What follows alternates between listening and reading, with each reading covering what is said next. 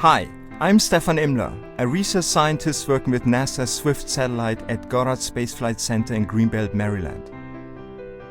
This is M31, the nearest large spiral galaxy to our own.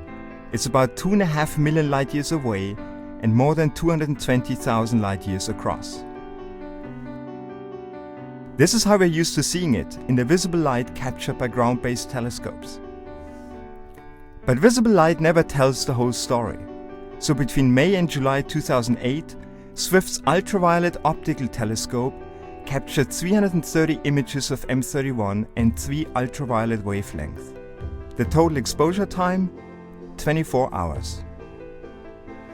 We combine these images into this mosaic. It's the most detailed view of M31 in the ultraviolet to date. The first thing you notice is the striking difference between the galaxy's central bulge and its spiral arms. The bulge is smoother and redder because it's full of older and cooler stars. Very few new stars form here, because most of the materials needed to make them have been depleted. In contrast, M31's spiral arms sparkle with dense clusters of hot young blue stars. As in our own galaxy, the disk and spiral arms contain most of the gas and dust needed to produce new generations of stars.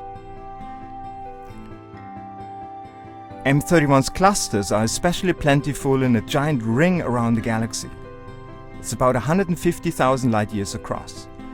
This ring of fire exists because of tidal interactions with small satellite galaxies. Speaking of which, this is M32, one of many dwarf galaxies orbiting M31. These galaxies are usually not very bright in the ultraviolet because they lack young stars. But M32's core is so bright in the UV because it likely contains many blue and old stars. The Swift mosaic reveals some 20,000 UV sources. It's important to study star formation processes in nearby galaxies so we can understand what we're seeing in distant galaxies.